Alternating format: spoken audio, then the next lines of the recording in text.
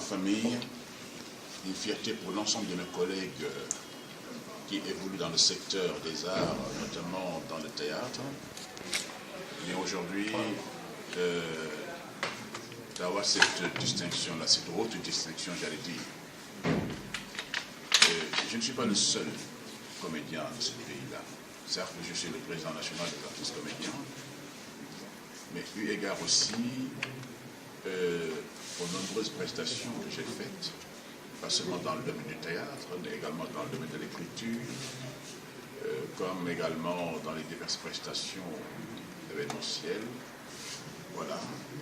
Et d'avoir assumé la bonne parole également partout. Je pense que c'est eu égard à tout cela que l'Association des écrivains du Sénégal et PEN Sénégal ont décidé de m'honorer, voilà, de me célébrer. Et encore une fois, c'est un immense plaisir. Je disais tout à l'heure que c'est peut-être à travers ma personne, mais c'est tous les artistes comédiens de ce pays qui sont honorés, c'est tous les dramaturges qui sont aussi honorés. Alors c'est pourquoi je voudrais dire merci. Merci à l'Association des écrivains du Sénégal, merci au PEN Sénégal et merci à toutes ces personnes-là qui ont fait d'excellents témoignages à mon endroit. Il vous suffit de parcourir la plaquette. Vous allez voir également que les amis, voilà, avec qui j'ai cheminé, soit dans la poésie ou dans le théâtre, m'ont également rendu hommage. Voilà. Et c'est également tous mes parents qui viennent de très loin, qui ont tenu à être là. C'est une fierté immense. Et les artistes lyriques, ce que j'appelle les artistes lyriques, c'est les cantatrices. Vous avez vu, j'ai craqué à un moment donné parce que ça remontait au fond et voilà. Voilà, c'est ça. Je l'ai exprimé avec bonheur. En fait, c'est pas des larmes, mais c'est des larmes de joie. Ça m'a profondément touché. Comme j'ai vu, j'ai le mot, ça m'a lacéré au fond. Voilà, ça a laissé des déchirures qui sont transformées en larmes de joie. Et c'était tout bonheur. Alors, M. Faye, présentement, le monde du théâtre, les acteurs théâtraux n'ont pas toujours une fin heureuse. Est-ce que vous vous préparez à ce que les acteurs du théâtre maintenant incarnent une nouvelle vision du monde du théâtre pour qu'au moins, après leur retraite, qu'ils puissent vivre décemment? Ça renvoie à ce fameux slogan que j'aime employer, utiliser: grandeur et décadence de l'artiste. Au sommet de sa carrière, l'artiste devient une étoile. L'artiste devient la perle convoitée. La célébrité est là. Voilà, on a tout, mais à la fin de la carrière, on est en décadence.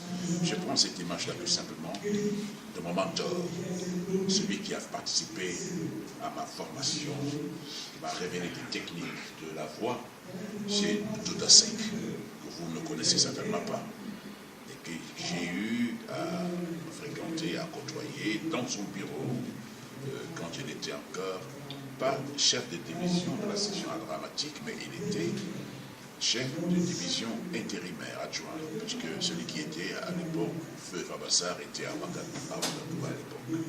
Voilà. Après, il m'a révélé des choses, il m'a dit, vous voulez faire du théâtre, voilà comment.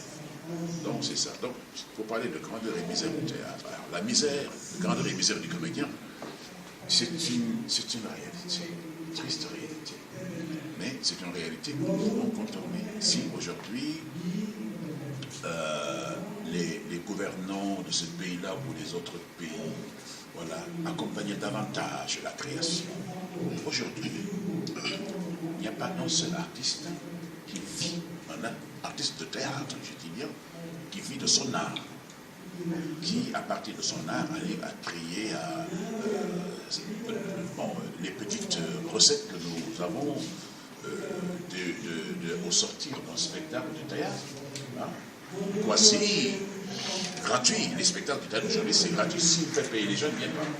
Parce que c'est une mauvaise habitude, malheureusement, contrairement à ce qui se fait en Europe, où les gens réservent des places, voilà, un mois avant le spectacle, un mois ou 2 mois avant. Et quand on annonce la grande première dans le spectacle, tout le monde se ruse dans les grandes salles. Au Sénégal, même vous donnez des cartons d'invitation à des gens, ils ont du mal à se déplacer. Parce que tout simplement, nous sommes habitués, voilà, à une sorte de laxisme intellectuel, voilà, qui nous remet en nous-mêmes, voilà. On ne se déplace plus pour aller voir des spectacles, soit à Sorano, au Grand Théâtre. Rares sont les pièces de théâtre des gens. Tout simplement parce que les moyens ne suivent pas. Un spectacle de théâtre qui est véritablement, qui a une bonne communication autour, qui est bien préparé, avec, je ne sais pas, un bon marketing, etc. Il est vrai qu'il passe à la télé, à la radio, que les gens comprennent qu'il faut aller. Ça coûte de l'argent. Ça coûte beaucoup d'argent, la communication. Pour communiquer autour du théâtre, il faut convaincre les gens à venir, etc. Mais malheureusement, quand on n'a pas ces moyens-là, personne n'est au courant, personne ne vient. Personne n'est au courant, personne ne vient. Alors, donc, ça c'est un problème. Alors, nous, la solution que nous avons, c'est qu'en fait, que l'État puisse subventionner davantage les créations théâtrales, voilà, et une subvention, toutes les subventions, c'est des subventions à perte, c'est vrai, mais que l'État mette davantage beaucoup de moyens. Je donne un exemple. Moi, je suis le président de l'association des artistes comédiens du Sénégal. Je dirige la Corse depuis bientôt 4 ans. Bon. Mais nous peinons à avoir une subvention correcte. Peut-être que les autorités ont de la volonté. C'est vrai. Mais ça pose problème parce que nous sommes dans les 14 régions et départements du Sénégal. Nous sommes plus de 5000 membres, seulement, je ne parle pas des autres compagnies. Et aujourd'hui, vous allez taper dans les caisses de l'ARCOT, vous trouvez un rond. Nous peinons même à avoir de la formation pour aller former des comédiens. Parce que la demande est là. Tous les comédiens qui sont à Ziguinchor, à Kaolack, à Matam, à Sédhiou, ce que nous demandons toujours, c'est de venir renforcer vers un renforcement de capacité. Voilà. Moyennant, parce que le formateur, il faut le payer. Il faut payer la nourriture, il faut loger les formateurs. Il faut donner un petit per diem aux acteurs quand ils viennent, au moins pour le petit déjeuner, pour le transport. Mais quand on n'a pas tout ça, comment on fait? Alors, ce qui fait qu'aujourd'hui, la formation va poser problème, et pose un problème. Voilà ce que cela génère quelquefois comme dérapage dans certains spectacles, peut-être même dans certaines séries dont les gens disent qu'il y a dérapage quelque part, c'est peut-être vrai. Mais je pense que tout cela, si il y avait une formation solide de base, je pense que les choses se seraient passées autrement. Mais tout de même, nous demandons indulgence aux Sénégalais. S'il y a eu des erreurs dans certaines séries,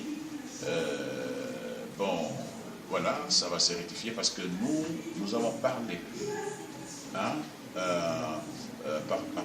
par personne interposée, nous avons parlé à certains réalisateurs, certains scénaristes, de revoir un peu les contenus des messages, parce qu'il y en a qui choquent.